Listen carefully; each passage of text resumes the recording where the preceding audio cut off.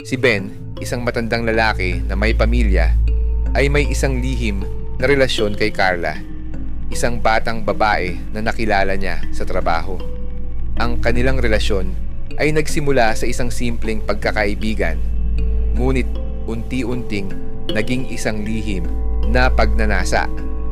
Ang mga sandali nilang magkasama ay nagiging dahilan ng mga hindi maipaliwanag na pangyayari sa paligid nila. Tuwing magkasama sila, may mga hindi normal na bagay na nangyayari. Parang may malamig na hangin na dumadaan at madalas may mga kaluskos sa paligid, mga tunog na hindi kayang ipaliwanag. Ngunit si Ben, bagamat nararamdaman niya ito, ay hindi alintana. Ang tanging iniisip lang niya ay ang kasiyahan at kasalanan ng pagkakaroon ng kabit. Isang gabi, nagpasya silang magtungo sa isang lumang bahay sa gilid ng bayan. Ang bahay na ito ay kilala sa mga usap-usapan. Sinabi ng mga matatanda na ang bahay ay pinagmumulan ng mga kababalaghan at sumpa. May mga nagsasabi na ang mga nakaraang may-ari ng bahay ay umalis dahil sa mga hindi maipaliwanag na karanasan. Ngunit hindi ito pinansin ni Ben. Para sa kanya, ang gabi nilang magkasama ni Carla ay isang pagkakataon upang magsaya at magtago mula sa mundo. Pagdating nila sa bahay, agad nilang pinili ang pinakamadilim na kwarto. Sa kwarto, tila nagbago ang lahat. Ang mga anino ay nagsimulang mag-iba ng hugis at ang lamig ay nagpakiramdam ng hindi maipaliwanag. Parang may kakaibang presensya sa buong kwarto. Habang magkasama sila sa kwarto, biglang nagbago ang hitsura ni Carla. Ang dating magaan at masayahing mukha ni Carla ay nag-iba. Nagkaroon ito ng matalim na ekspresyon. Ang mga mata niya ay naging parang dalawang naglalagablab na apoy. Ang kanyang katawan ay nagsimulang magbago at si Ben, na hindi makapaniwala, ay napansin na parang hindi na si Carla ang nakatayo sa harap niya. "Ben," sabi ni Carla. Ang tinig niya ay hindi na ang dati. "Alam mo ba kung sino ako?" Nagulat si Ben at hindi makapagsalita. "Anong ibig mong sabihin?" Tanong niya. Ang puso'y mabilis na tumibok sa takot.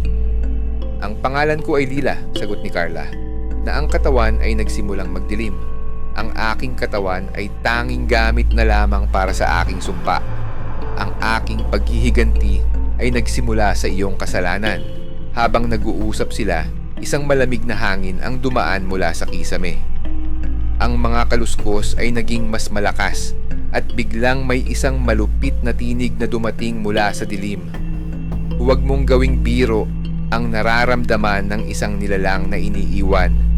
Boses ng isang matandang babae, malalim at mabagsik. Sa harap nila, isang matandang babae ang nagsimulang magpakita sa salamin.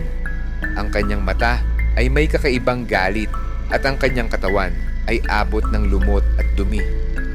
"Ang sumpa ko ay nakatali sa iyong kasalanan, Ben." Nagulat si Ben at napaluhod sa takot. "Hindi ko alam ang lahat ng ito," sigaw niya, ngunit hindi siya pinansin ng matandang babae. "Ben," patuloy ng matandang babae, "hindi si Carla ang sinumpa. Ikaw ang sinumpa." Ang lahat ng nangyari kay Carla, ang kanyang katawan na nawawala at ang sumpa na nagmumula sa dilim ng bahay, ay bahagi ng isang malupit na siklo na hindi kayang tapusin ni Ben. Hindi si Carla ang may sumpa. Si Ben pala ang nakatali sa isang masalimuot na tadhana.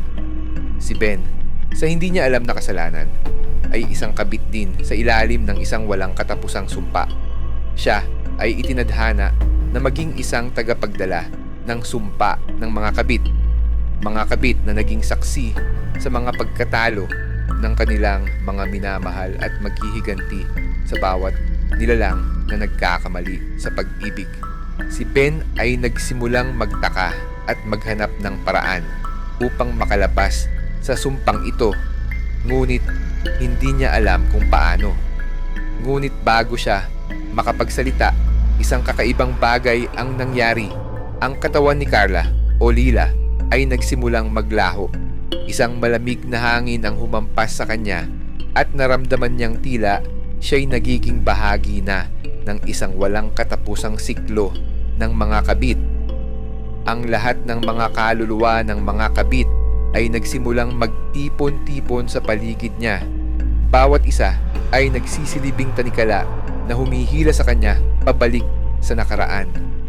Si Carla o Lila ay hindi lang isang kabit, kundi isang espiritu na naglalakbay mula sa katawan ni Carla. Ang bawat kabit na magtaksil ay magiging bahagi ng sumpang ito, at sa bawat lihim na relasyon, doon siya magpapalik, maging saksi sa mga pagkatalo at paghihiganti ng mga kaluluwa ng mga kabit. Ang buhay ni Ben ay nagbago magpakailanman.